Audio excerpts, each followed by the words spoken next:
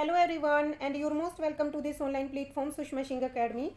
How are you all? I hope you all are good.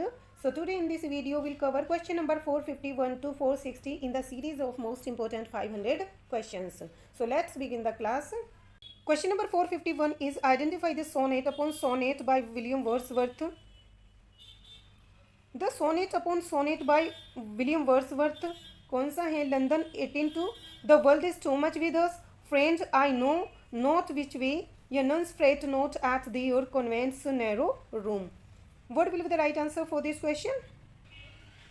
Wordsworth's nuns fret not at their convent's narrow room 18:7 has sonnet as its subject and it is a sonnet upon sonnet.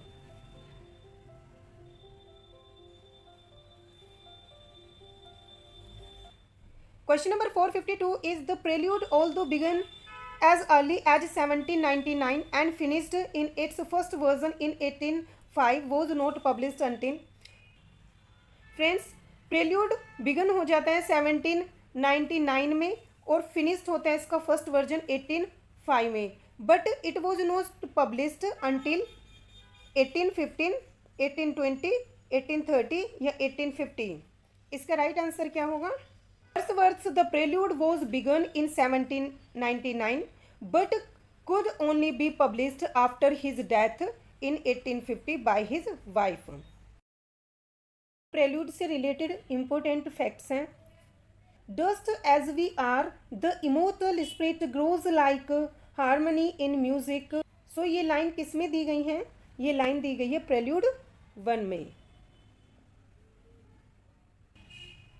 And praise to the and thanks to the means which nature designed to the employ. These lines are from. So ये line भी दी गई है Prelude 1 में. And next fact is the Prelude by Wordsworth was part of a vast work which was to be called, जिसको कहा गया है the Recluse.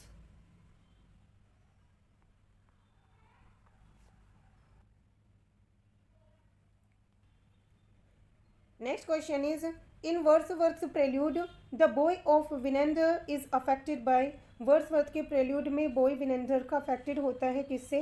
Blindness से, deafness से, muteness से या lameness से. इसका right answer क्या होगा? In Wordsworth's the prelude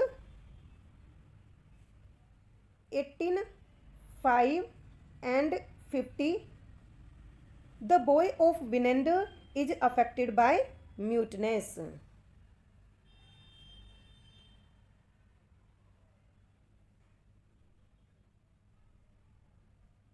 Next question is, which British university figures in William Wordsworth's The Prelude? कौन सी ब्रिटिश यूनिवर्सिटी फिगर्स की गई हैं विलियम वर्ड्सवर्थ के प्रेल्यूड में? डरहम, ग्लासगो, कैम्ब्रिज या ऑक्सफोर्ड? इसका राइट आंसर क्या होगा? इसका राइट आंसर होगा Cambridge university. You know very well friends, prelude एक ऑटोबायोग्राफिकल पोएम है वर्ड्सवर्थ की जो कि ब्लैंक वर्स में राइट की गई है and intended as the introduction to रेक्ल्यूस.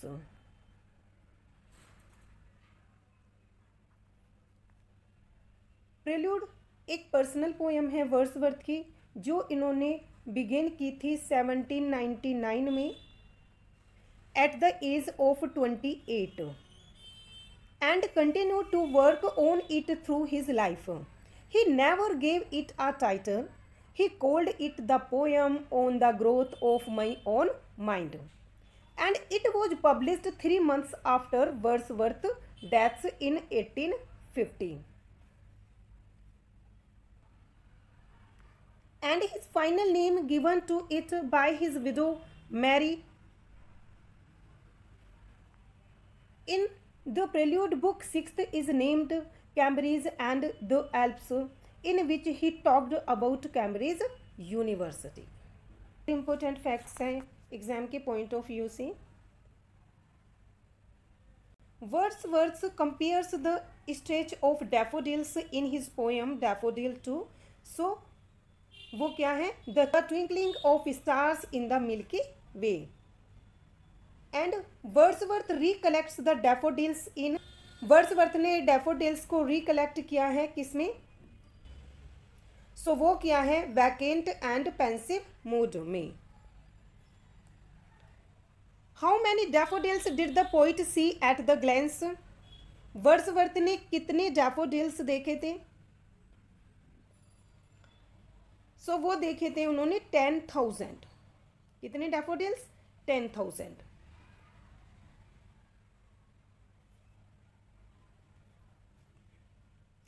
And where did the poet see the daffodils, poet ने डैफोडिल्स कहाँ देखे? सो इन्होंने डैफोडिल्स देखे थे along the margin of bay. Friends, काफ़ी एग्जाम्स में प्रेल्यूड के पार्ट्स भी पूछे गए हैं कि how many parts are there in Prelude. So कितने पार्ट्स है प्रेल्यूड में? So total number of parts की अगर बात की जाए सो वो है 14। There are 14 parts in the prelude. Next question is, in Paradise Lost, which character narrates the story of making of Eve from a rib in Adam's sight? Paradise Lost में कौन सा कैरेक्टर नरेट्स करता है story making of Eve from a rib in Adam's sight? Adam, Eve, Raphael या God? इसका right answer क्या होगा? So इसका राइट आंसर होगा Adam. Adam himself tells the story of making of Eve from his left side. Lines 460 to 480 in book 8th of Paradise Lost. Next question is, John Milton's description of gold as a precious bean. John Milton का description gold का as a precious bean Paradise Lost book 2 is best described as a ductile, an oxymoron, judgment या ज़्यूमर। इसका right answer क्या होगा? इसका right answer होगा an oxymoron, because oxymoron वो figure of speech होता है जहाँ पर दो कंट्राडिक्टरी टर्म्स आए। जैसे प्रेसियस, प्रेसियस क्या होता है? प्रेशियस होता है वैल्यूएबल, एंड बेन, बेन का मीन्स होता है डिस्ट्रेस या अनोयंस। सो यहाँ पर दो जस्ट कंट्राडिक्टरी टर्म आए हैं, इसलिए इस जगह फिगर ऑफ स्पीच होगा an oxymoron. Question is, Milton's lament for his blindness occurs in, Milton's का लैमेंट ब्लाइंडनेस के लिए अकर किस में होता है? पैराडाइज लोस्ट में, कॉमस में, एरोपैगिटिका या द नेटिविटी ओड? इसका करेक्ट आंसर क्या होगा? जॉन मिल्टन्स का nativity ode was first published poem in 1645 and it attracted little attention before the 18th century. In this poem, Milton's lament for his blindness. Next question is, who replies to Milton's question, doth God exact the labor light denied in on his blindness? Milton के question के इसमें कौन reply करता है? Milton's inner voice, God himself, patience या murmur? इसका correct answer क्या होगा? Patience replies to Milton's question, doth God exact day labor light denied in his on his blindness? And on his blindness Milton का एक best known sonnet माना जाता है जो कि पब्लिश्ड हुआ था फर्स्ट इन 1673 में। एंड मिल्टन्स का ऑन हिज ब्लाइंडनेस एंड्स होता है with an expression of the poet's faith in God's way. In on his blindness Milton writes of his experience of blindness and he asks if God wants him to keep working in spite of the fact that his job caused him to lose his sight. A personified passion tells him that God rewards even those who stand and wait to be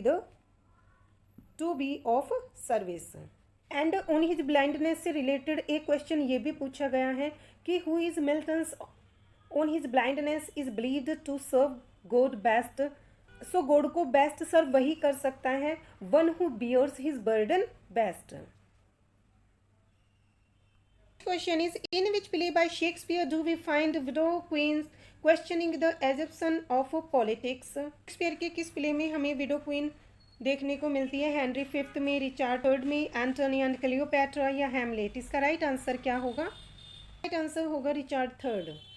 Richard third is written approx in 1592, depicts the Machiavellian rise to power and subsequent short reign of King Richard III of England.